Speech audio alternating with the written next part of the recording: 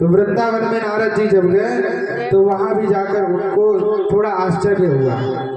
वहां उन्होंने देखा कि एक युवती, एक जवान युवती और उसके समक्ष दो पुरुष लेटे हुए थे, बुढ़े। तो नारद जी उनके पास गए और उनसे पूछने लगे कि देवी आप कौन और ये आपके जो समक्ष लेटे हुए ये पुरुष कौन है?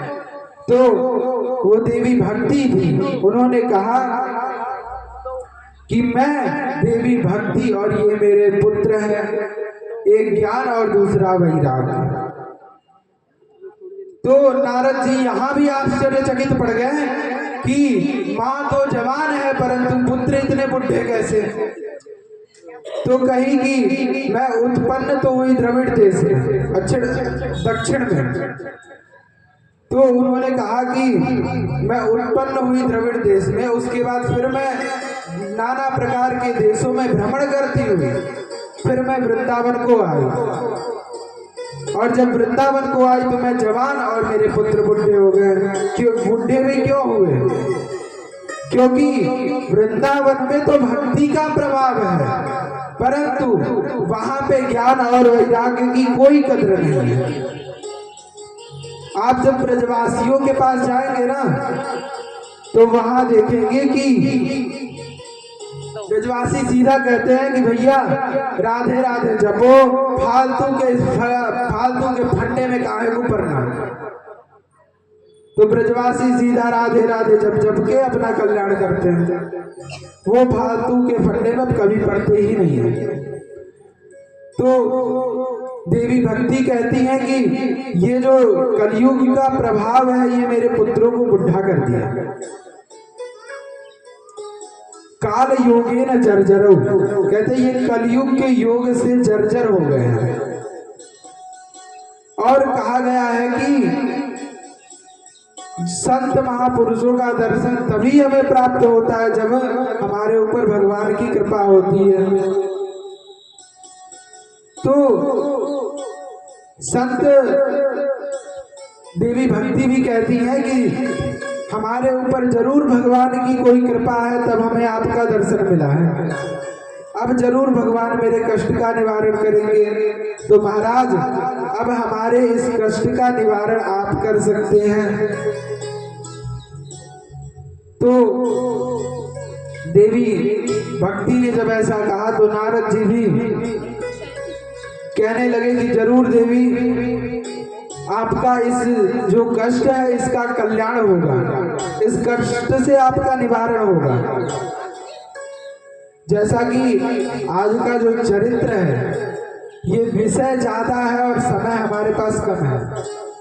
कथा आपको अधिक सुनानी है परंतु समय कम है, इस वजह से विषयों की गहराई में कम जाकर उसका जो रस है उसको लिया जाए और आगे हम लोग जो कथा है, कथा का विषय है, इसको पूरा श्रवण किया जाए। तो जब नारद जी से कहा तो नारद जी बोले कि आपका दुख जरूर दूर होगा, क्योंकि देवी भक्ति तो यहाँ के तक ही आ गए कि इदम स्थानम परित्यज्य विदेशम गम्यते मया। नारद जी से कहने लगी कि मैं अगर मेरे पुत्र यहाँ भी नहीं सही हुए तो मैं इस स्थान को त्याग कर विदेश को चली जाऊंगी। तो नारद जी बोले कदाचित देवी ऐसा न करिएगा, क्योंकि भारत भूमि की जो प्रतिष्ठा है वो केवल देवी भक्ति से ही है। अगर भारत में जब भक्ति ही नहीं रहेगी तो भारत का जो नाम है, मर्यादा है, ये नहीं रहेगा।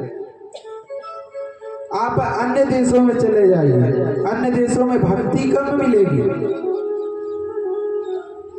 और भारत में तो हमारे भक्ति तो जगह जगह है, भक्ति का प्रवाह बहुत हो रहा है। तो बोल भक्ति महारानी की। तो नारद जी यहाँ चिंता करने लगे कि अगर इनके पुत्र न सही हुए तो ये तो चली जाएंगे। तो नारद जी ने मना कर दिया कि आप मत जाइएगा, नहीं तो भारत भूमि की जो प्रतिष्ठा है ये खत्म हो जाएगी। तो नारद जी उनको सुनाने लगे जो देवी भक्ति के पुत्र थे, ज्ञान और वैराग्य। उन्हें वेद, पुराण, गीता, रामायण सब कुछ सुना डाला, परंतु एक पल के लिए आँख खोली हुई तो तुरंत फिर सो गए, कोई असर नहीं हुआ। और असर भी कैसे हो, कलयुग का जो प्रभाव है। इसलिए कहा गया है कि भक्ति में तभी जाए, भक्ति में तभी रुचि होती है जब अपने अंदर ज्ञान और वैराग्य।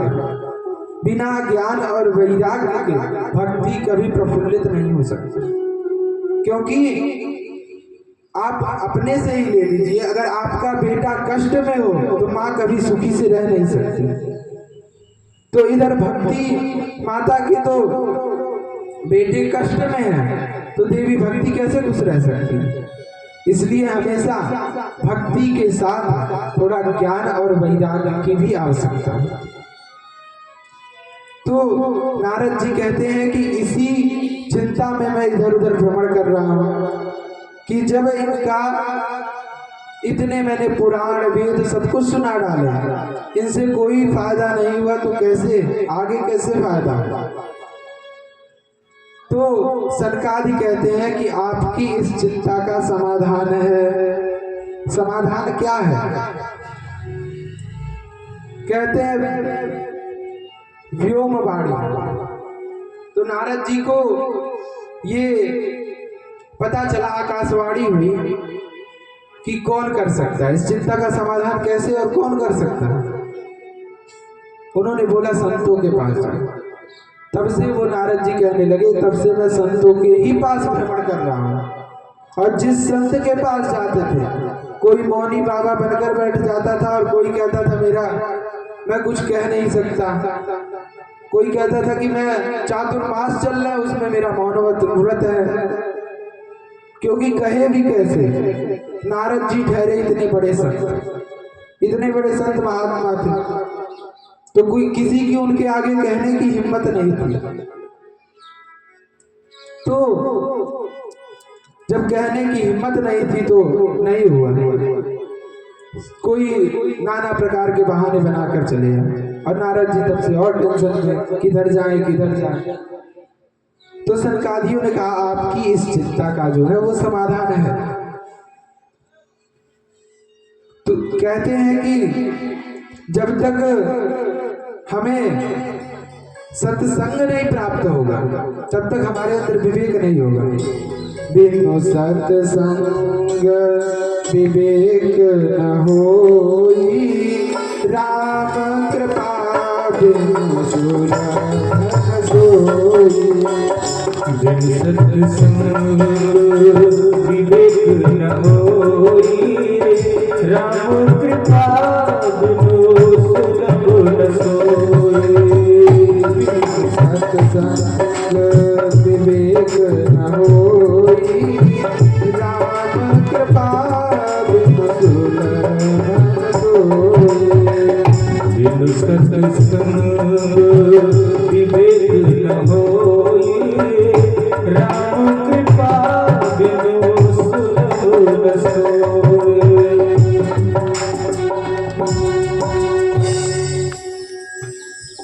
तो कहते हैं जब तक हम सत्संग नहीं करेंगे तब तक हमारे अंदर विवेक नहीं होगा, और जब विवेक नहीं होगा तो वैराग्य नहीं होगा, और वैराग्य नहीं होगा तो हमें अनुराग की प्राप्ति नहीं होगी, और जब तक अनुराग की प्राप्ति नहीं होगी तब तक हमें भगवत प्राप्ति की नहीं हो सकती।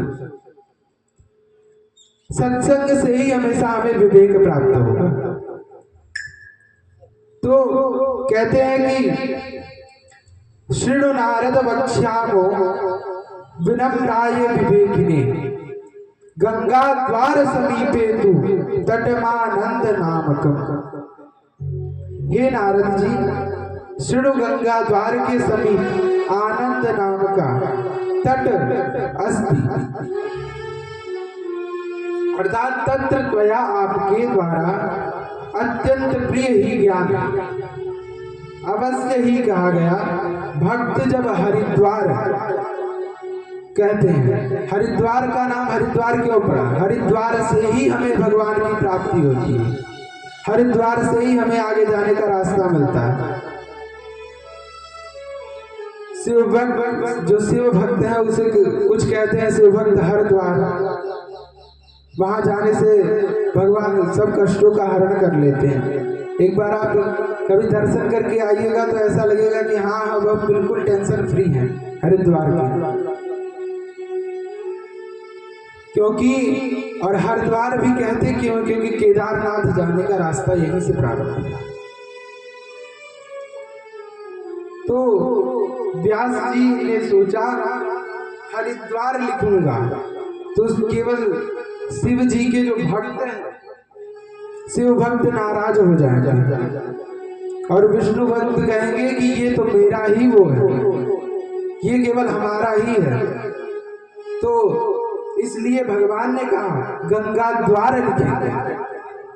श्री वेद व्यास जी ने इस वजह से वहां का नाम गंगा द्वार रखा, क्योंकि गंगा मैया का संबंध हरि और हर दोनों से ही है, हरि के चरणों से निकली है।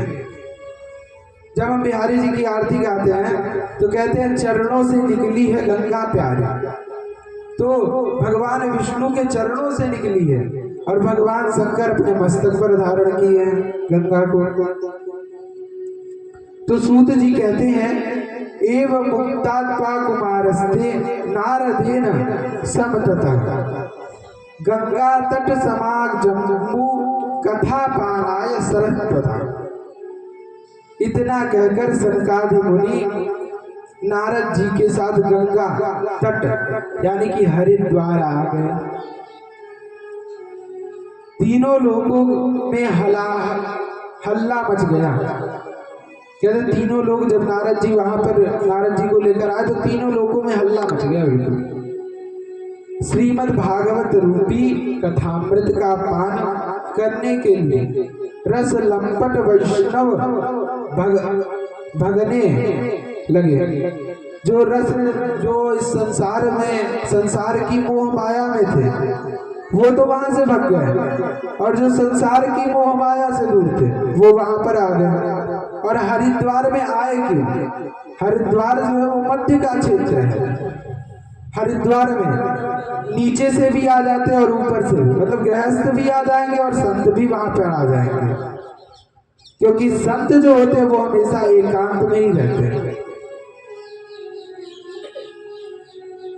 जो हमारे अभिमान के नहीं आ रहे थे उन्हें भृगु महाराज समझा बुझाकर वहां ले गए। जब श्रीमद् भागवत जी की कथा प्रारंभ हुई ना, तो जो अभिमान में ज्यादा ग्रसित थे वो उन्हें भी भृगु ऋषि जो थे वो वहां समझा बुझाकर किसी न किसी प्रकार से वहां ले आए कथा श्रवण करवाने के लिए। तो कुमारों ने कहा सदा सेव्या श्रीमद् भागवती कथा यस्याः श्रवण मात्रेण हरिश्चित्तं समाश्रय। कहा कि श्रीमद् भागवत महापुराण की जो कथा है ये सदैव सेवन करने के लिए है, ये सदा सेव्या है, जब मर्जी तब सुनो। जिसके सुनने मात्र से ही श्री कृष्ण भगवान उनके चित्त में आकर बैठ जाते हैं। तो न गंगा गया न गया और न काशी गया न पुष्कर गया न प्रयाग गया। श्रीमद् भागवत की कथा अगर आप कहीं भी चले जाओ, गंगा, हरिद्वार, गया, काशी, प्रयाग, इन सब क्षेत्रों में चले जाओ और एक बार आप श्रीमद् भागवत जी की कथा को श्रवण कर लो, इसके बराबर श्रीमद् भागवत जी की कथा को श्रवण करने के बराबर कभी नहीं है वो। तो इस प्रकार सनकादि भागवत जी की महिमा का गान करने लगे। वहां कहां पर ज्ञान करने लगे आपको याद है? कहां? हरिद्वार। अब तो मेरे को विश्वास हो गया कि ध्यान से आप लोग सुन रहे हैं। प्रेम से बोलो राधे राधे। तो वहां पर श्रीमद् भागवत जी की महिमा का गान करने लगे और तभी इतने में नारद जी देखे कि देवी भक्ति अपने दोनों पुत्रों के साथ वहां पर प्रकट हो गए। भक्ति सुतौ तौ तरुणी गृहीत्वा प्रेमैकरूपा सहसा विरासीत्। श्री कृष्ण गोविंद हरे मुरारे नाथेति नामानि मुहुर्वदन्ति।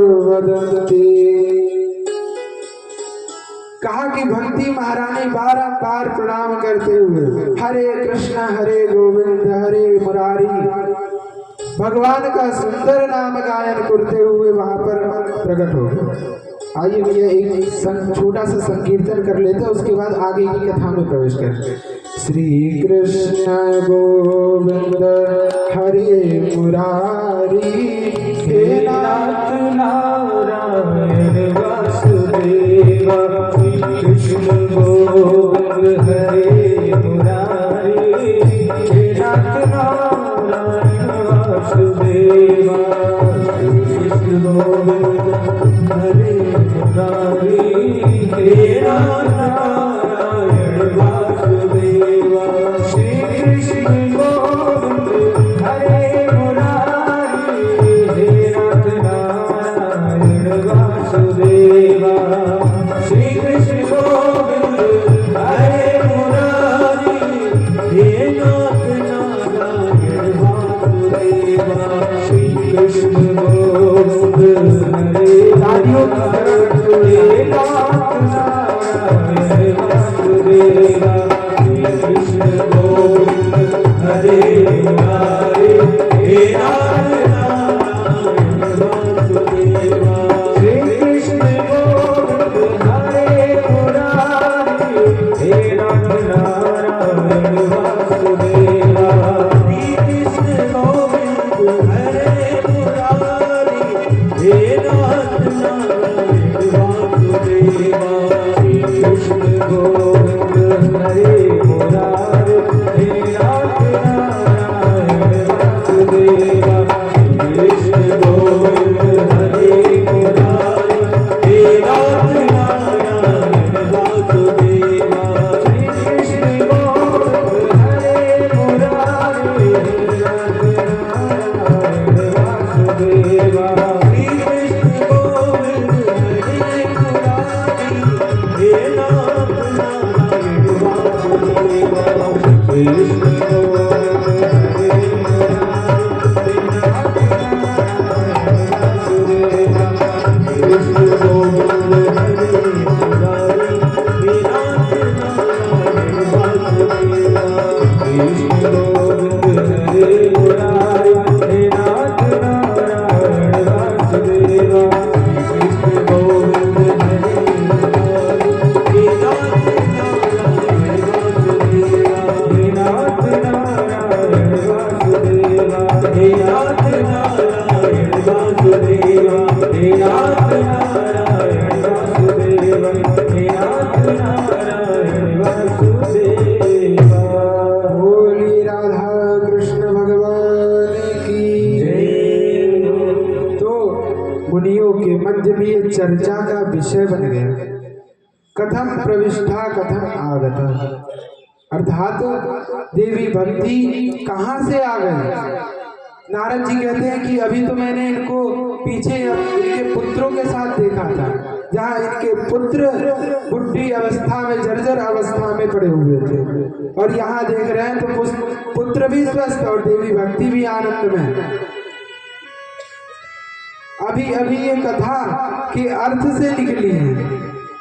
तो सनकादियों ने कहा अयम आधुना कथार्थ कथा निश्चिता, अर्थात अभी अभी ये कथा के अर्थ से निकली।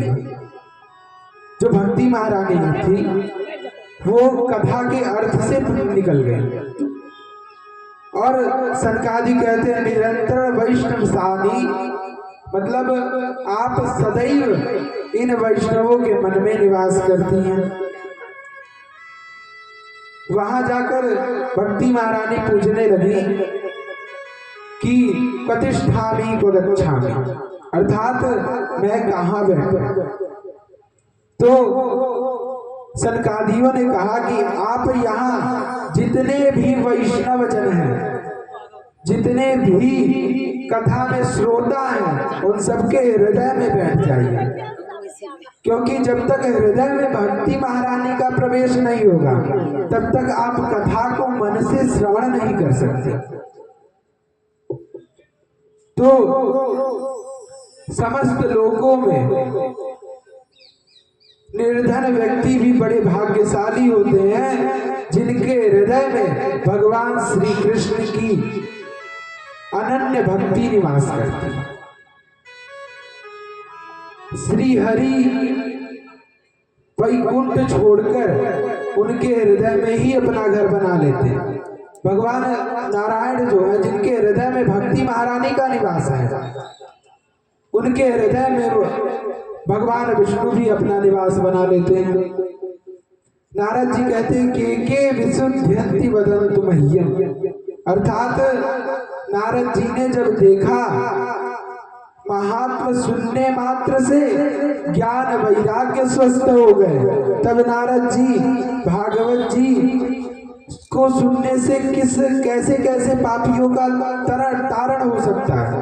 नारद जी सनकादियों से पूछने लगे, ये जो श्रीमद् भागवत जी की जो कथा है, ये कैसे कैसे पापी प्राणी कैसे लोगों के श्रवण करने का कैसे कैसे लोगों को ये तार सकती है। तो सनकादियों ने कहा, ये मानवा पाप कृत सर्वदा सदा दुराचार रता विमार्ग।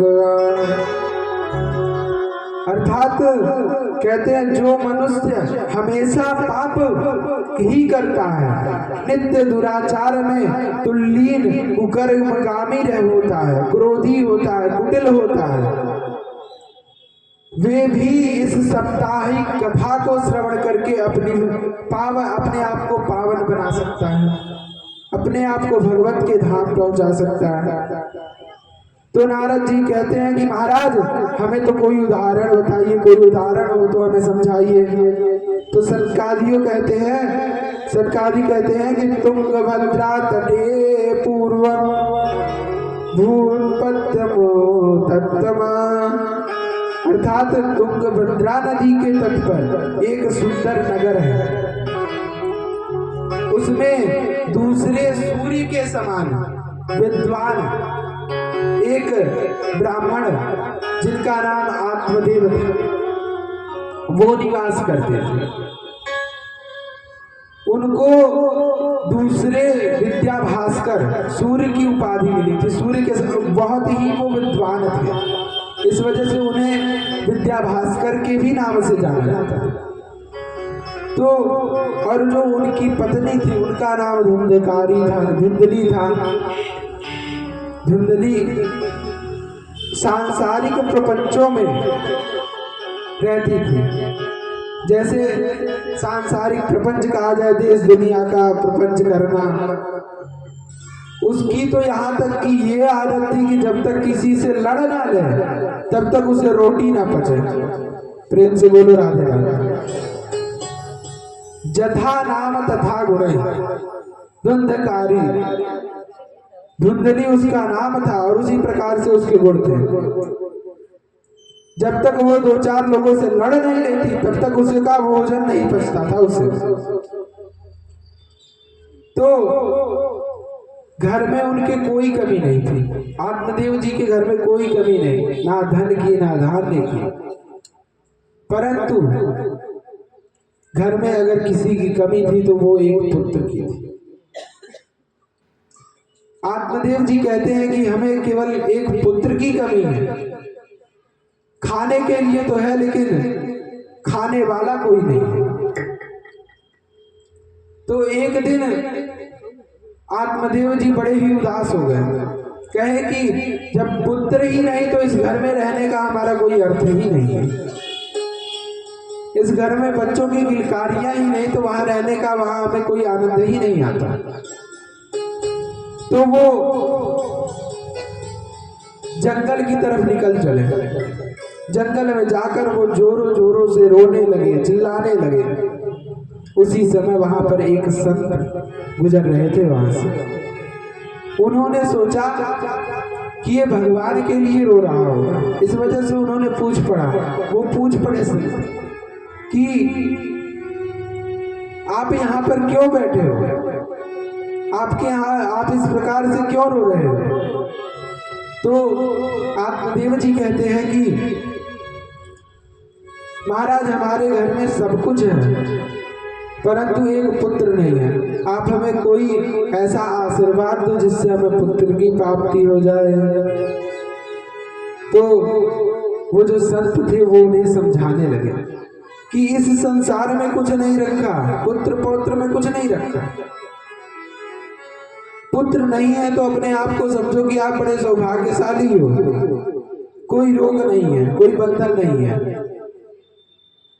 तो नारद जी इसी बात की याचना कर रहे हैं कि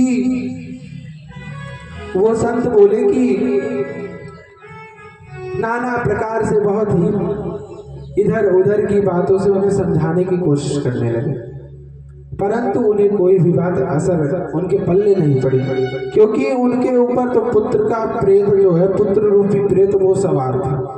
प्रेम से बोलो राधे राधे। तो उनके ऊपर तो अभी पुत्र का भूत सवार था, तो उन्हें कुछ बातें समझ में आएगी नहीं। अंत में जब वो मना करने लगे तो वो संत जी बोले कि तुम इस जन्म की चिंता कर रहे हो, तुम्हारे तो 7 जन्मों में कोई भी पुत्र का योग नहीं है। मैं तुम्हारे माथे की रेखा देखकर बताता हूं। तो जब ये बात उन्होंने सुने तो कहे महाराज अभी तो मैं 1 जन्म की टेंशन में था, आपने 7 गुना इसे और बढ़ा दिया, हमें 7 जन्मों की टेंशन और दे दी, और अपना मस्तक, अपना जो माथा इतनी जोर से धरती पर पटक मारा तो वो संत और भी टेंशन में आ गया। समझाने लगे, फिर समझ तो बात आएगी नहीं उनकी। वो कहने लगे कि महाराज जब तक आप हमें पुत्र नहीं दोगे तब तक मैं यहाँ से नहीं जाऊंगा, और यहीं अपने माथे को पटक पटक कर यहीं अपने प्राणों का त्याग कर दूंगा, और ब्रह्म हत्या आपको लग जाएगी। तो संत जी वो सोचे कि अब तो इसे समझ में नहीं आने वाली बात, तो उन्होंने एक अपने झोली में से फल निकाला और उन्हें दे दिया। कहे वो सोचे कि लेना ना देना, फालतू में हम भगवान का नाम लेते जा रहे थे और एक अच्छी बला पड़ी हम पर। आखिर ये बला ही तो थी उनके लिए। वो सोचे अभी ना हमारा कुछ लेना देना तो था नहीं इनसे, और ये यहाँ मर जाएंगे तो मेरे मत्थे और एक ब्रह्म हत्या और डाल जाएंगे। तो यही सोचकर उन्होंने एक अपने झोली में से फल निकाला और उनके हाथों में दे दिया। कहने लगे कि जाओ अपनी पत्नी को ये फल खिला देना, इससे भगवान की कृपा से आज तुम्हारे घर में एक सुंदर पुत्र की प्राप्ति हो जाएगी। तो वो बड़े ही खुश हो गए। तो अब तो भाई संत काम बन गया, तो भाई अब तो नाम गाएंगे ही, संत हृदय नवनीत समाना। संत बड़े ही दिखने में केवल कठोर लगते हैं, अंदर से तो बहुत एकदम शुद्ध होते हैं, घी के समान होते हैं। जो निकलने में तो बड़ी दिक्कत होती है, बड़ी समस्याओं का सामना करना पड़ता है घी निकालने के लिए। अंदर से तो फिर जब घी निकल जाता है तो काम आसान हो जाता है। तो अब वो भगवान की बाबा की जय करने लगे और घर गए। घर में जाकर अपनी पत्नी को जोरों से आवाज देने लगे, अरे सुनती हो? अंदर से धुंधली आई और कही कि क्या है, कोई खजाना लेके आ गए हो क्या? उसने सोचा कि सुबह के गए कुछ बढ़िया माल लेके आए होंगे, तभी इतनी जोरों से चिल्ला रहे हैं, इतनी उमंग से चिल्ला रहे हैं। और बाहर गई जैसे एक फल मिला, उसका मूड और खराब हो गया। तो वो सोचने लगी और धुंधली जो थी वो अपने पति से कहने लगी, मुझे लगा कि जयपुर से 9 लखा हार लेके आए हो, जो इतनी जोरों शोरों से आवाज देने लगे हैं, और तुम दे रहे हो बदले में ये छोटा सा फल। तो धुंधली कहती है, आत्मदेव जी कहते हैं कि धुंधली से कि ये छोटा सा फल नहीं है बावरी, इस फल को खाएगी तो तुझे एक सुंदर पुत्र रत्न की प्राप्ति होगी। धुंधली तो धैर्य ढूंढने लगी, वो सोचने लगी कि कोई टोना टोटका मेरे ऊपर और करा रही है। इस वजह से वो नाना प्रकार के बोली वहां बहाना बनाकर चली गई कि अभी मैं नहा स्नान कर कर भगवान को भोग लगाकर इस फल का पान करूंगी, जिससे हमें एक बढ़िया पुत्र की प्राप्ति होगी। तो वो अंदर जाकर उस फल को रख दिया और उसके बाद बोली कि एक बहन आई, सखी, मोहल्ले की ही उसकी सखी थी, वो आई, उससे पूछने लगी कि बहन, भला फल खाने से कभी पुत्र की प्राप्ति होती है? ये बावरे बने बाबा महात्माओं के चक्कर में डोल रहे हैं। तो उन्होंने कहा कि उस सखी ने बोला कि तेरे तो भाग्य उदय हो गए, जो घर बैठे संत की प्रसादी मिल गई। वो सखी बड़ी ही पूजा पाठ करने वाली थी, तो उसकी बात भी धुंधली के समझ में बिल्कुल नहीं आई। उसने यहाँ तक कि ये बोला कि अगर ये फल खाने से फायदा कुछ नहीं होगा तो लाभ भी कोई, अगर फायदा नहीं होगा तो हानि भी तो कोई नहीं हो रही फल खाने से। लेकिन धुंधली के समझ से बाहर थे और भल संयोग से अगले दिन उसकी बहन आ पड़ी। उसकी बहन हमेशा यह सोचती थी कि इसके कोई पुत्र ना हो, और जब इसके कोई पुत्र नहीं होंगे तो मेरा कोई एक पुत्र ले लेगी तो इसका जो ये साम्राज्य है वो भी मेरा हो जाएगा। तो वो अपने बहन से पूछने लगी कि ये फल ला कर दिए और इसे खाने को कह रहे, पुत्र की प्राप्ति हो जाएगी। और मान ले अगर मुझे पुत्र की प्राप्ति, अगर मेरा पेट भी भर गया, पुत्र की अगर प्राप्ति मुझे होने वाली होगी, अगर पुत्र मेरे पेट में भी आ गया, तो अगर सुखदेव जी की तरह अगर वो 12 वर्ष रह गया तो मैं ऐसे ही जीते जी मर जाऊंगी। नाना प्रकार के बहाने इधर उधर से घूमते फिरते लाके पटक दी वहां पर। कहने लगी कि अगर कहीं हमारे मोहल्ले में आग ही लग गया तो मैं कैसे भाग पाऊंगी, मैं तो खा पी और नहीं पाऊंगी मैं, क्योंकि पेट में तो पुत्र हो जाएगा तो जगह कम हो जाएगी। ऐसे में एक बैठक में अगर 10 रोटियां खा ले रही हूँ तो दिन में 4 बैठक में खा रही हूँ, और जब पुत्र हो जाएगा तो मुझे 4 बैठक में 2-2 रोटियां खाएगी, तो और मैं दुबली हो जाऊंगी। और अभी मैं किसी मोहल्ले में किसी की इतनी हिम्मत नहीं है कि मेरे ऊपर आंख उठा दे, और जब कमजोर हो जाता है तो कमजोर के ऊपर तो सभी चढ़े रहते हैं। प्रेम से बोलो राधे राधे। तो ये सब नाना प्रकार के ये न प्रकार कहीं की स्वसुख की वजह से, अपने सुख की वजह से पुत्र नहीं चाहती, वो अपने सुख की वजह से पुत्र की प्राप्ति नहीं करना चाहती। तो धुंधली की जो बहन थी उसने कहा कि ये जो फल है, जैसे तेरे कोई पुत्र नहीं है वैसे तेरी गैया के भी कोई पुत्र नहीं है, तो तू ये फल अपने गैया को खिला दे, इससे बाबा जी के फल की परीक्षा भी हो जाएगी और तुझे कोई कष्ट नहीं होगा। तू मेरा पुत्र ले लेना है और बदले में मेरे पति का मुंह बंद करवाने के लिए कुछ धन दे देना। वो तो ठहरा बावरा है, बेवड़ा है। तो उसने कहा, बहन हो तो तेरी जैसी, ना कोई कष्ट ना कोई हो, सारी समस्याओं का समाधान कर दिया थोड़ी ही देर में। तो यहाँ पर जब कुछ दिनों बाद उनके पति को हमेशा पूछते रहते कि फायदा है, तो अपने पति को सीधे साधे महात्मा बोलते हैं। पंडित जी बड़े सीधे साधे थे, उन्हें कोई ना कोई कुछ ना कुछ कह देती थी, हाँ पर स्वामी फायदा है, थोड़ा थोड़ा फायदा लग रहा है। अब वो आत्मदेव जी भी बड़े खुश कि बाबा जी का फल असर कर गया हमारे लिए। तो कुछ दिनों में जब उसकी बहन के एक पुत्र हुआ तो उसने रात में लाकर धुंधली को दे दिया, और अगले दिन उस धुंधली ने वो अपने पति को वो पुत्र दिखाया कि पतिदेव आज रात में मुझे पुत्र की प्राप्ति हुई। महाराज बड़े खुश झूमते हुए नाचने गाने लगे कि पुत्र हो गया भाई।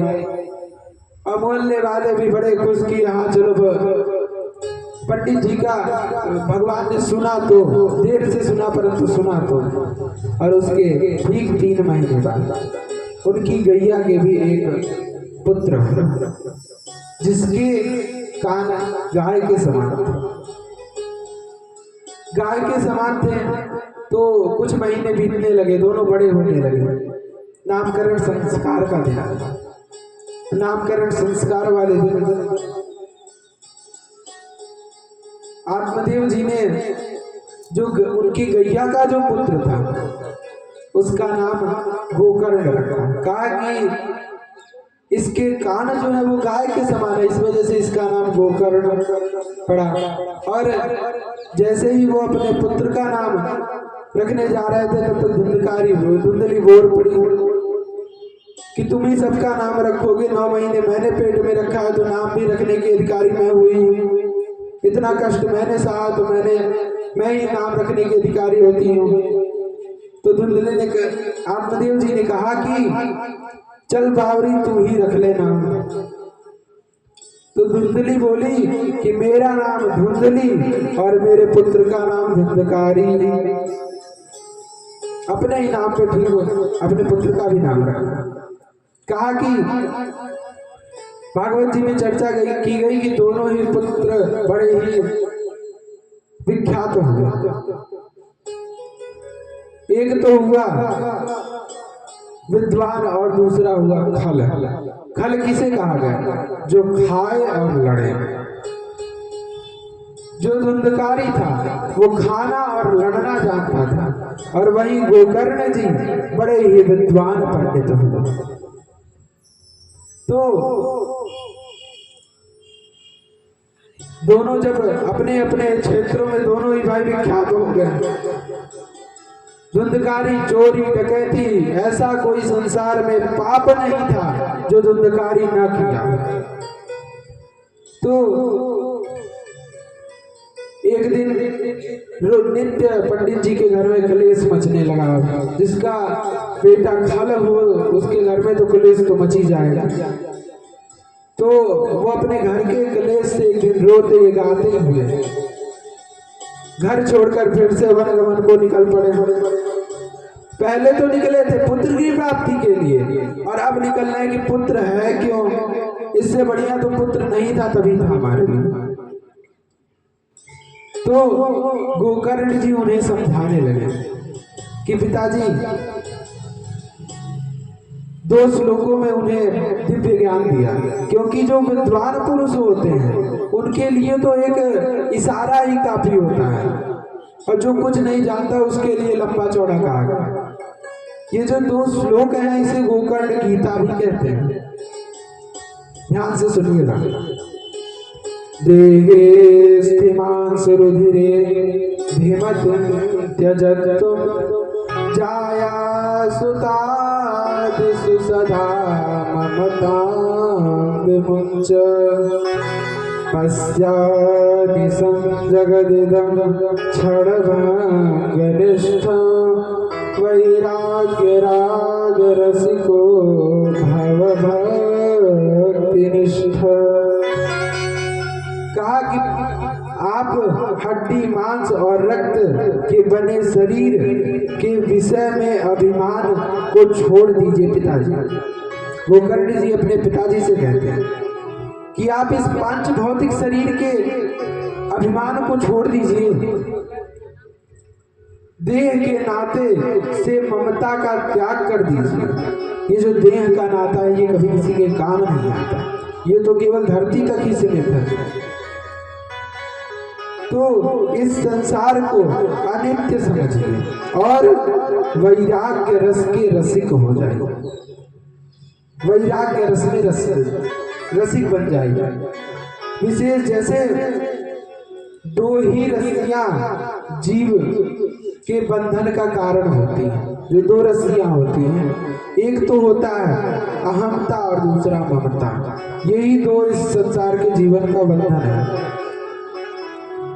आप शरीर के प्रति अहमता और उसके नातों के प्रति ममता का त्याग कर दीजिए।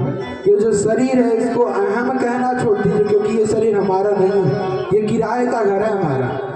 जब तक हम भगवान ने हमें ये घर शरीर दिया है, ये शरीर हमारे लिए एक घर के समान है। एक ना एक दिन तो इसे हमें छोड़ के जाना ही पड़ेगा। तो इस गोकर्ण जी कहते हैं आप इस संसारिक प्रपंच को छोड़कर भगवान का भजन करिए। तो उनके पिताजी विद्वान थे, तो छोटी सी इशारे देने पे ही उन्हें समझ में आ गया। उसके बाद वो निकल गया वन के लिए, और वन में जाके भजन किया, और वो ने अपना कल्याण कर लिया। और दूसरी तरफ अब फंसी माता जी को मारने पीटने लगा। वो कहने लगा कि पिताजी तो चले गए, अब तुम्हें तो धन का खजाना जहाँ रखे वो जगह तो बता के गई होगी। उन्होंने गए होंगे वो जगह तो बता के गए होंगे, वो जगह जल्दी बताओ मुझे। माता जी भी इस क्लेश से परेशान होकर एक दिन कुएं में कूदकर अपने प्राणों का त्याग करता। अब बच्चे गोकर्ण जी भी सोचने लगे, माता जी गई, पिताजी गए, माता जी भी अब चली गई, अब बचा नंबर मेरा आया। गोकर्ण जी भी भगवान का तीर्थ यात्रा का बहाना करके वो भी निकल चुके। अब इधर धुंधकारी को पूरा मौका मिल गया, अपने घर में वैश्याओं को बुलाकर उसने रख दिया। उसके बाद एक दिन उसने राजा के महल में चोरी, और जब राजा के महल में चोरी करके आ गया तो वैश्या तो सभी वैश्याओं ने चर्चा की अपने में, चार थी तो चारों ने अपने में चर्चा की, ये राजा के घर में चोरी कर रहा है, अपने फंसेगा और साथ में हमें भी लेके डूबेगा ये, इसलिए इसका काम तमाम कर दो जाए। तो उन्होंने छोटा सा नाम संकीर्तन कर दीजिए, उसके बाद आगे की कथा में प्रवेश करते हैं।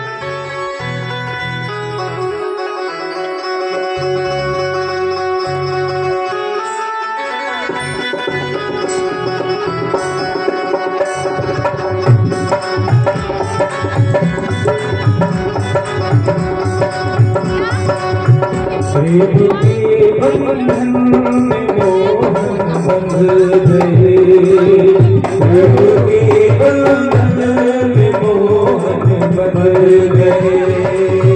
प्रेमियों ने जो बनाया बन गए, प्रेमियों ने जो बनाया बन गए। प्रेम के बंधन में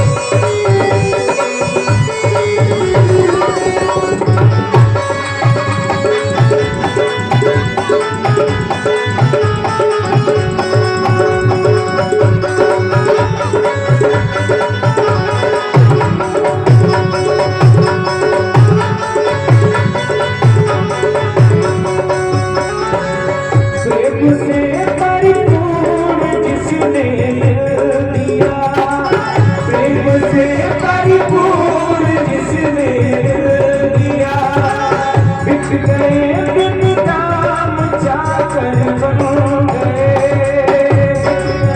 बिन दाम चाकर बन गए, प्रेम के बंधन में मोहन बंध गए, प्रेम के बंधन में मोहन बंध गए, प्रेमियों ने जो बनाया बन गए, प्रेमियों ने जो बनाया बन गए, प्रेम के बंधन में मोहन बंध गए, प्रेम के बंधन में मोहन बंध गए, प्रेम के बंधन में मोहन बंध गए, प्रेम के बंधन में मोहन बंध गए, प्रेम के बंधन में मोहन बंध गए।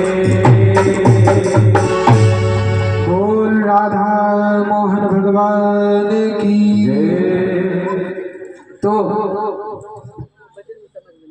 माता जी भी जब उनका अपने माता जी का शरीर का जब त्याग हो गया उनके धुंधकारी के माता जी का, तो उसके बाद गोकर्ण जी भी अपना तीर्थ यात्रा का बहाना करके निकल गए। इधर वैश्याओं ने उनके भाई को मार डाला बहुत ही बुरी तरह से, और जब वो मारने लगी, गला दबाने लगी, तो धुंधकारी चिल्लाने लगा, और बगल में ही आग चल रही थी। आग के जो कोयले होते हैं वो जलता हुआ कोयला और उसके मुंह में डाल दिया और उसका गला दबा दबा करके मार दिया, और उसी घर में उसका शरीर को वहीं दफन कर दिया। फिर कुछ दिनों बाद गोकर्ण जी अपनी यात्रा को पूर्ण करके जब उन्हें पता चला कि भाई भी अब मर गया, तो उसके बाद उन्होंने गया में पिंडदान कर कर अपने घर आए, और जब घर में आकर रात्रि के समय विश्राम करने लगे जब वो, तो उनको नाना प्रकार के, कभी कोई हाथी, कभी घोड़ा, कभी गधा, कभी भैंसा बनकर उन्हें डराने लगे। उन्होंने अपने यज्ञोपवीत के अंगूठे, अपने यज्ञोपवीत को अपने अंगूठे में बजाया और हाथ में जल लेकर 11 बार जब गायत्री मंत्र का जप किया, और उसके बाद उस जल को उस प्रेत के ऊपर जब फेंक दिया, तो वो प्रेत बोलने लगा कि अहम भ्राता त्वदीयोस्मि धुंधकारीति नामतः। कहने लगा कि मैं आपका भाई हूं, मैं आपका भाई धुंधकारी हूं। और तो गोकर्ण जी कहने लगे, मैंने तो तुम्हारा श्राद्ध गया में किया था, फिर भी तुम मुक्त नहीं हो, तुम भी इस प्रेत योनि में अभी भटक रहे हो। तो धुंधकारी कहने लगा, गया श्राद्ध सते नापि मुक्ते न भविष्यति। अर्थात आप एक बार किए, परंतु आप अगर हजारों बार भी गया में श्राद्ध कर लो तो भी मेरा कल्याण नहीं हो सकता। कहा क्यों? अब कई लोगों के मन में ये प्रश्न उठा होगा कि गया में श्राद्ध करने से नहीं होता, तो क्यों गया में श्राद्ध लोग करते हैं? धुंधकारी जो था वो उनके कुल का नहीं था, धुंधकारी तो उनके बहन का बेटा था, और वो अपना गोत्र लगा करके कर रहे थे, इस वजह से उसका कल्याण नहीं हुआ। तो वो अपने धुंधकारी जो था वो अपने भाई से गोकर्ण जी से कहने लगे कि आप मेरी इस मुक्ति किसी भी तरह से करवाओ। अब धुंधकारी जी भी टेंशन में आ गया, जब गया श्राद्ध करने से नहीं हुआ तो अब किससे होगा। तो कहे कि मैं इस चीज के बारे में जरूर जल्दी ही चिंता करूंगा, इस विषय पे जल्दी, इस विषय का जो समाधान है वो जल्दी ही लाऊंगा। तो अंत में वो सबसे पूछने लगा, सभा बैठाई गई, परंतु इसका उत्तर कहीं नहीं मिला।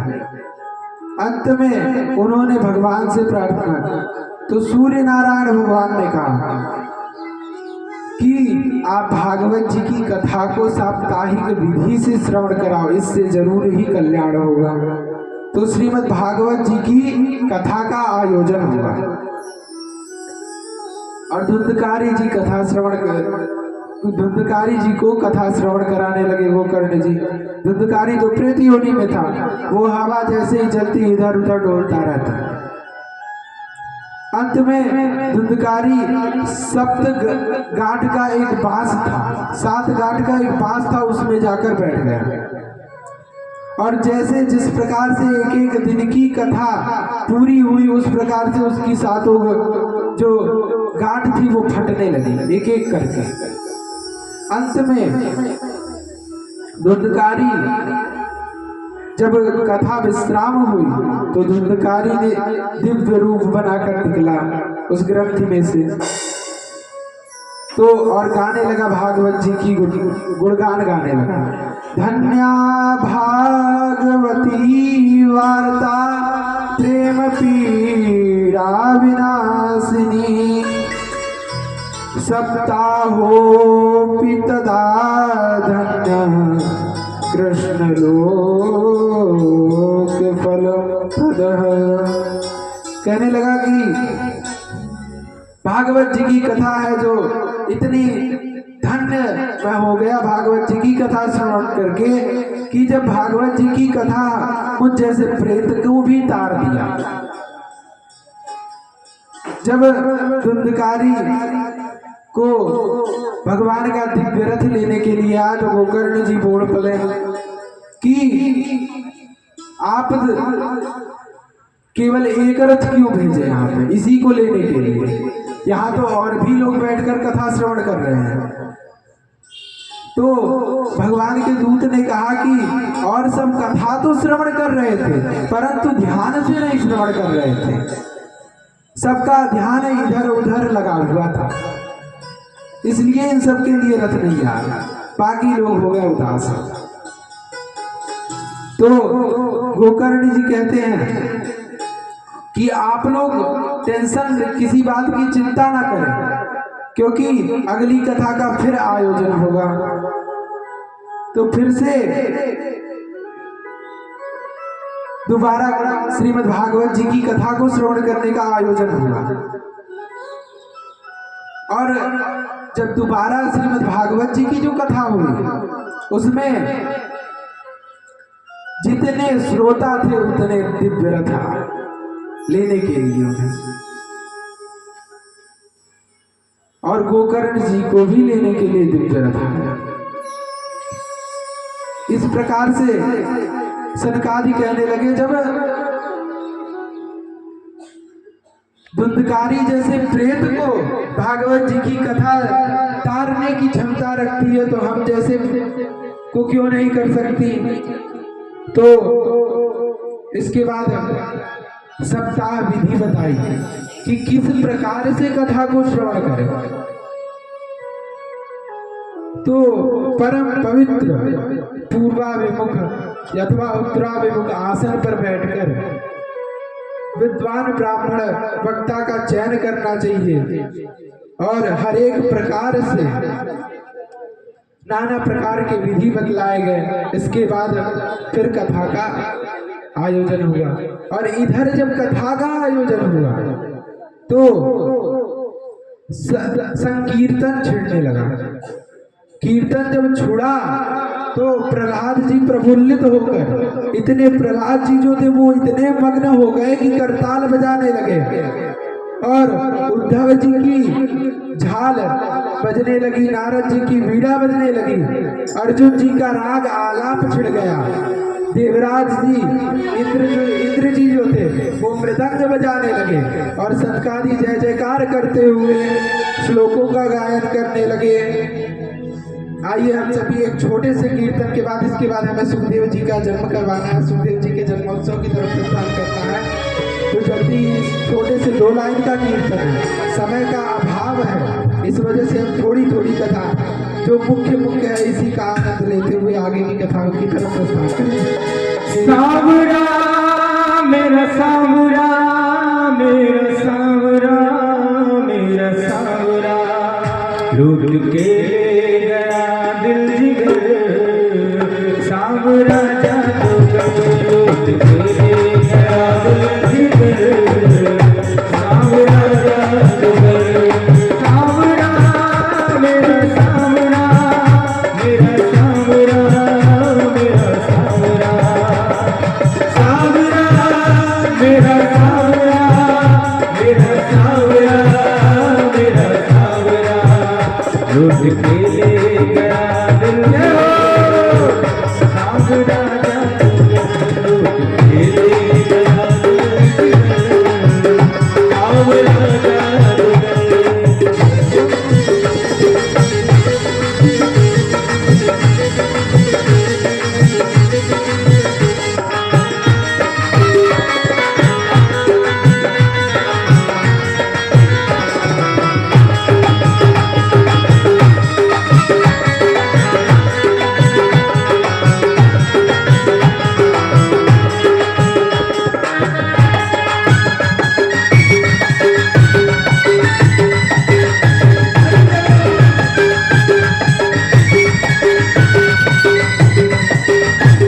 जादूगर यमुना में भरने को पानी मैं तो गई यमुना में भरने को पानी देख छवि नटखट की हुई मैं दीवानी देख छवि नटखट की हुई मैं दीवानी मैं तो गई यमुना में भरने को पानी देख छवि नटखट की हुई मैं दीवानी उसने मारी जो तिरछी नजर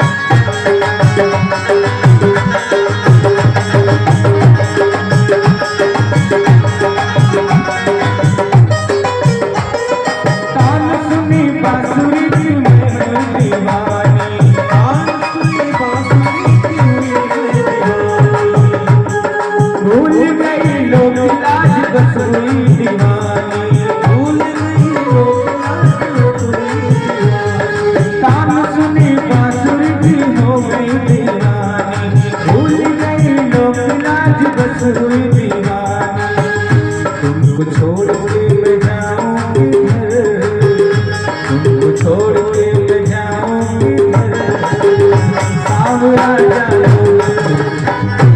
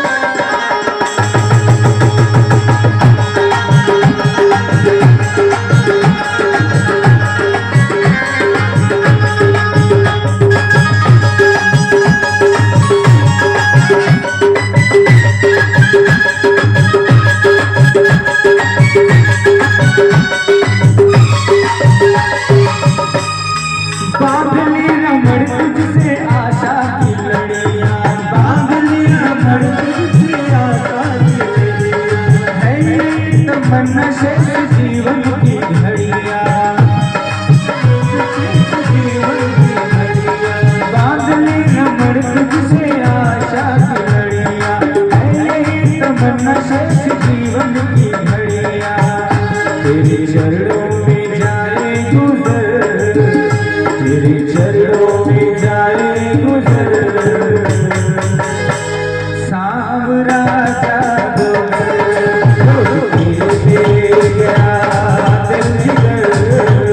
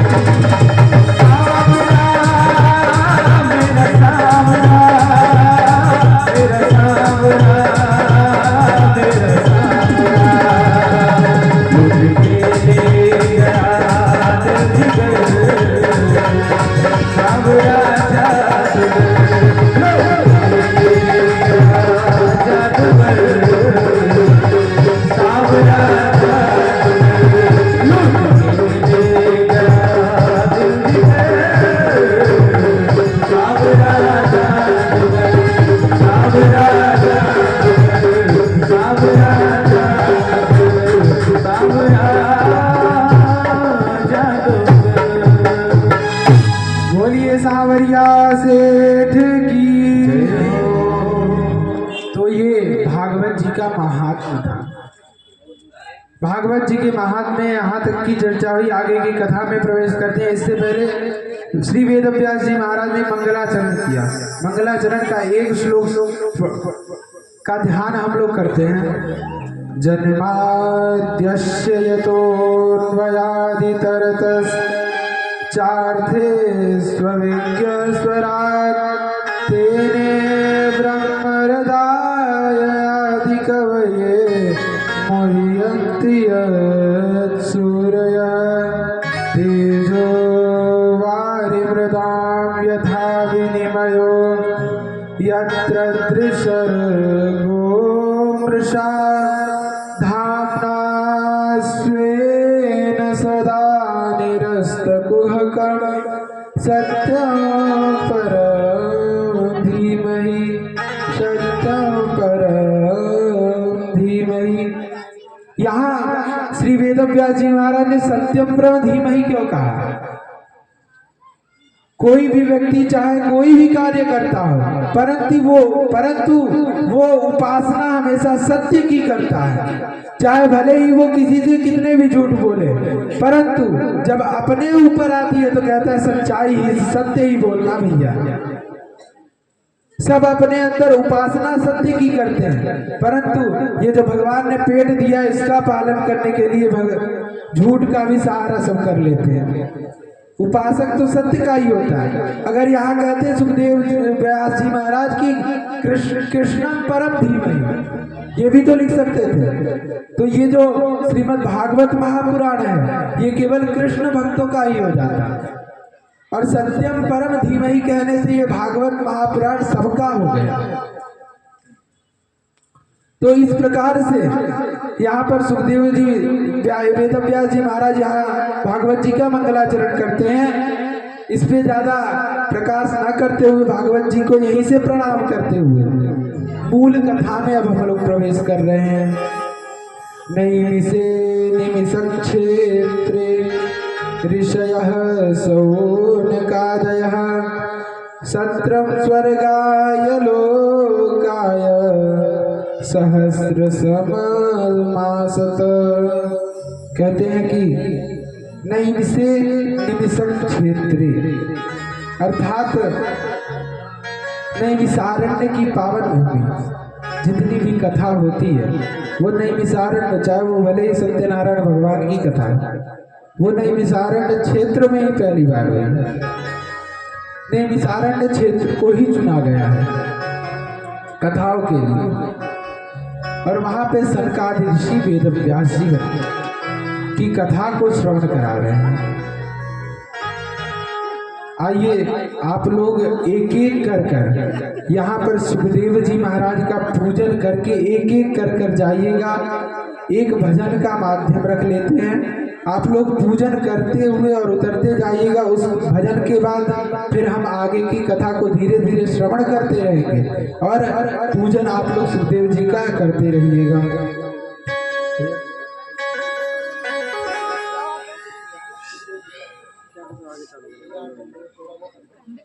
यं प्रव्रजन्तमनुपेतमपेतकृत्यं द्वैपायनो विरहकातर आजुहाव पुत्रेति तन्मयतया तरवोऽभिनेदुस्तं सर्वभूतहृदयं मुनिमानतोऽस्मि। कुछ नहीं बिगड़ेगा तेरा गुरु शरण आने के बाद, कुछ नहीं बिगड़ेगा तेरा गुरु शरण आने के बाद। हर खुशी मिल जाएगी चरणों में झुक जाने के बाद, हर खुशी मिल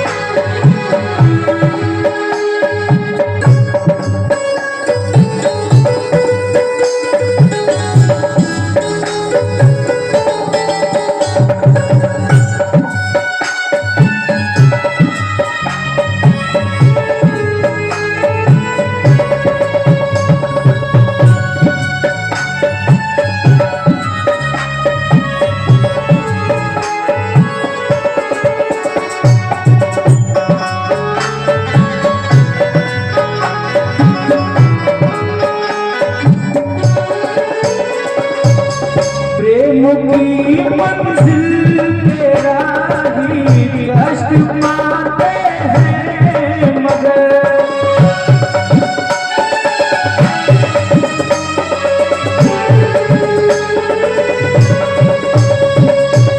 प्रेम की मंजिल तेरा ही कष्ट पाते हैं मगर बीज फलता है सदा बीज फलता है सदा मिट्टी में मिल जाने के बाद कुछ नहीं बिगड़ेगा तेरा भरोसा आने के बाद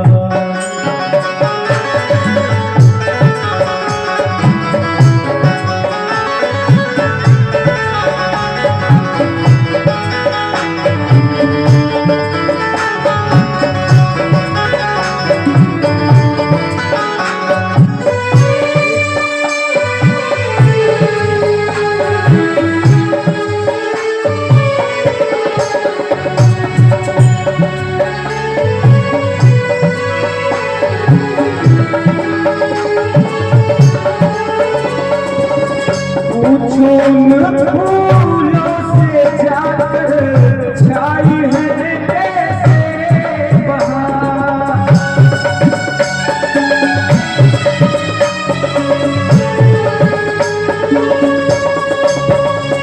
पूछो न फूलों से जाकर छाई है कैसे बहार कब तलक का तो सोया कब तलक का तो सोया गाल पर आने के बाद कब तलक का तो सोया गाल पर आने के बाद हर खुशी मिल जाएगी चरणों में झुक जाने के बाद हर खुशी मिल जाए चरणों में झुक जाने के बाद कुछ नहीं बिगड़ेगा तेरा गुरु शरण आने के बाद कुछ नहीं बिगड़ेगा तेरा गुरु शरण आने के बाद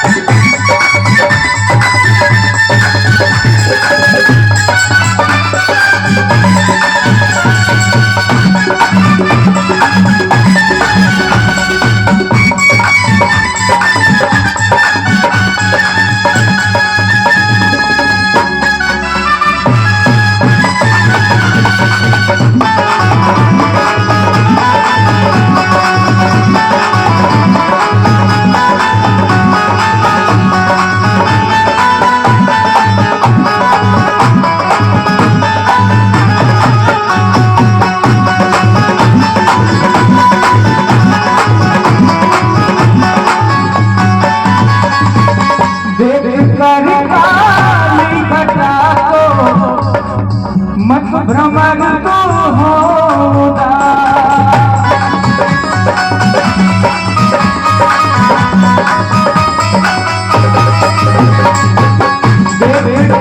काली घटा को भ्रमण मत होगा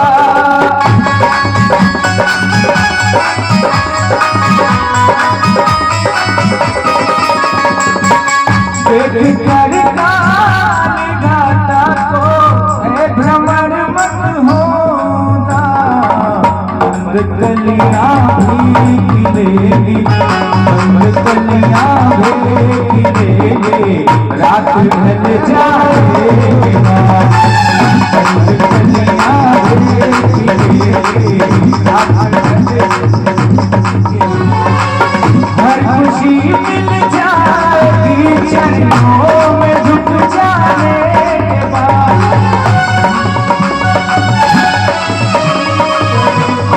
झुक जाने के बाद कुछ नहीं बिगड़ेगा तेरा हर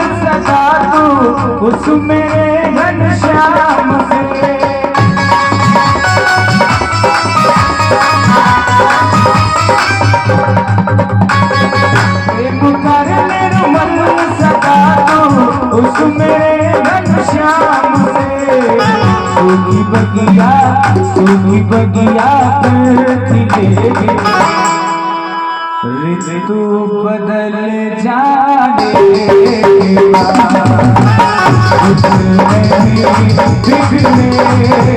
बिगड़ेगा गुरु शरण आने के बाद हर खुशी मिल जाएगी चरणों में डूब जाने के बाद हर खुशी मिल जाएगी चरणों में डूब जाने के बाद खुश नहीं बिगड़ेगा मेरा गुरु शरण आने के बाद खुश नहीं बिगड़ेगा मेरा गुरु शरण आने के बाद गुरु शरण आने के बाद गुरु शरण आने के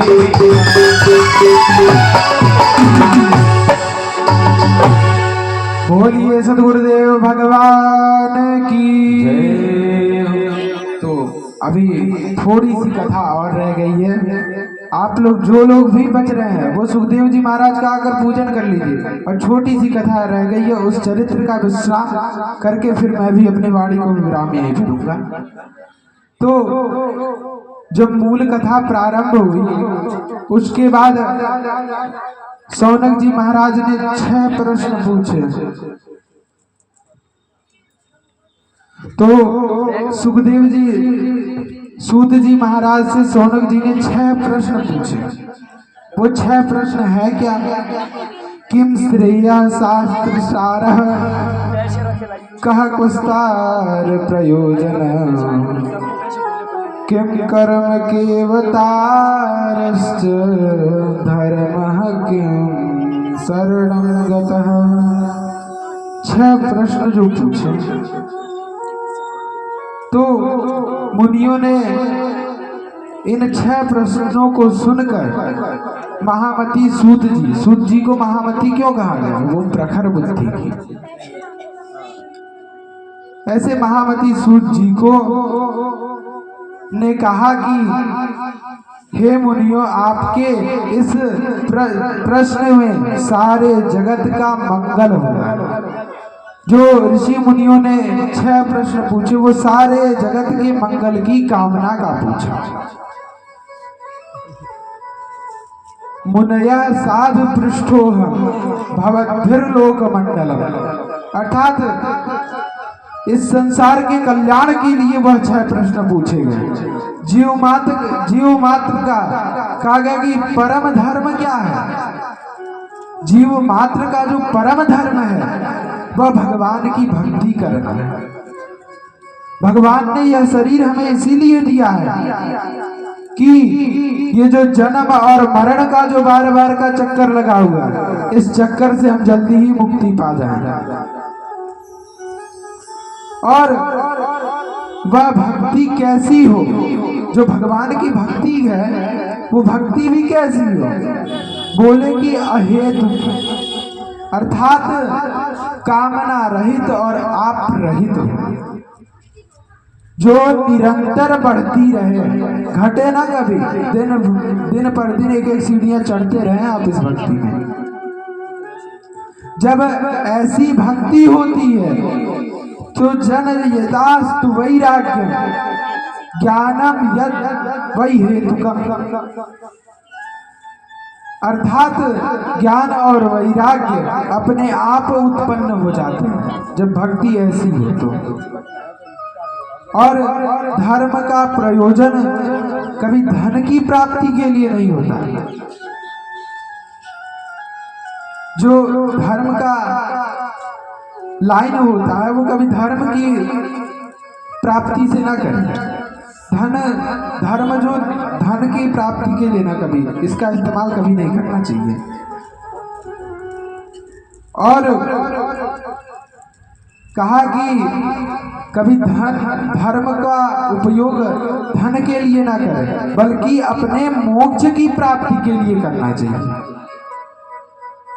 और धर्मस्य अपवर्गस्य अनाथो यातो प्रकल्पते, और धन का प्रयोजन भी धर्म ही है। अब ये बात यहाँ पे इन्होंने घुमा दी, क्यों है? धन का प्रयोजन भी धर्म है, क्यों? विषय सुख के लिए।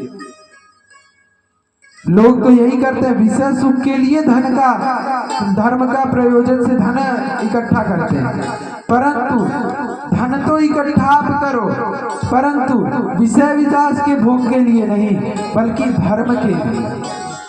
धर्म से धन लाओ, उसको अनेक कार्यों में लगाओ, भगवान के पूजा पाठ में लगाओ। जीव का एकमात्र प्रयोजन है तत्व की जिज्ञासा। तत्व किसे कहते हैं? अखंड ज्ञान जो होता है, अखंड ज्ञान को ही तत्व ज्ञानी कहते हैं। तत्वज्ञानी का अर्थ तत्व है, जिसको अखंड ज्ञान हो उसको भी तत्व कह सकते हैं। वह अखंड ज्ञान एक ही है, ज्ञानी उसी को ब्रह्म कहते हैं। और जो अखंड ज्ञान है तो ज्ञानी उसी को, अखंड ज्ञान को ही ब्रह्म कहते हैं। और योगी परमात्मा को कहते हैं, जो परमात्मा है, परमपिता परमात्मा परमेश्वर, उसे योगी कहते हैं कि हमारे लिए तत्व यही है। और जो भक्त होते हैं वो उन्हीं को, भगवान को ही तत्व कहते हैं। उस परम तत्व का साक्षात्कार होते ही हृदय में अहंकार रूपी जो ग्रंथि होती है ना, हमारे अंदर जो अहम की जो भावना होती है, अहंकार का जो ग्रंथि लगा होता है, वो तुरंत मुक्त हो जाता है, छिन्न भिन्न हो जाते हैं, सारे संशय मिट जाते हैं और कर्म बंधन क्षीण हो जाता है। शौनक जी कहते हैं भागवत जी की उत्पत्ति कब, कहाँ और कैसे हुए। तो सूत जी इस बात पर चर्चा की, परंतु आज की कथा को हम यहीं विश्राम देते हैं। उसके बाद फिर कल की कथा की प्रकाश दृष्टि हम यहीं से डाल लेते हैं कि कल की कथा में होगा क्या, कौन कौन से चरित्र छिड़ेंगे। कल आप लोगों को एक विशेष बात ध्यान रखनी है, कल भगवान शंकर जी का विवाह उत्सव भी मनाया जाएगा। कल की जो कथा दृष्टि है, ये बताया जाएगा परीक्षित जी का जन्म कैसे हुआ, और सृष्टि विस्तार की कथा चलेगी। कपिल भगवान कपिल देवहूति जी का संवाद चलेगा, उसके बाद सती चरित्र चलेगा, उसके पश्चात में भगवान शंकर जी का विवाह उत्सव मनाया जाएगा। कि जो सती माता थी उन्होंने तो अपना शरीर त्याग कर दिया, फिर अगले जन्म में वो भगवान शंकर को किस रूप में प्राप्त हुए, इस चीज की चर्चा चलेगी। तो आप लोग कल उमंग से आइएगा, क्योंकि कल शंकर जी की बारात में भी बारात को ही लेकर चलना है। एक भजन मैं अपनी वाणी को यहीं पे विराम देता हूँ। और ये जो भजन हो रहा है, यहाँ मैं सबसे विनम्र निवेदन करता हूँ कि आप सब खड़े होकर और थोड़ा झूमते हुए, गाते हुए इस भजन का आनंद लेंगे। मैं अपनी वाणी को यहीं विराम देता हूँ, आप सभी लोग थोड़े थोड़े खड़े हो जाएं और इस भजन का आनंद ले बिल्कुल।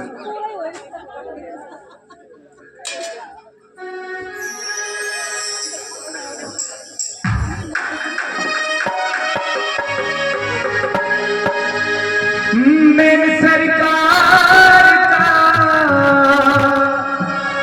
दीदार बड़ा प्यारा है, कृष्ण मेरा प्यारा गोविंद मेरा प्यारा है, कृष्ण मेरा प्यारा गोविंद मेरा प्यारा है। मेरी सरकार का दीदार बड़ा प्यारा है, मेरी सरकार का दीदार बड़ा प्यारा है, मेरे सरकार का दीदार बड़ा प्यारा है, मेरे सरकार का दीदार बड़ा प्यारा है।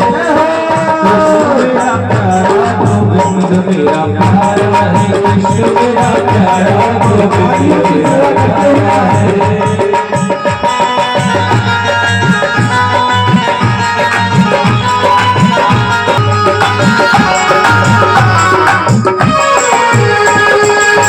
तेरे नैना सकीले मोटे मोटे रसीले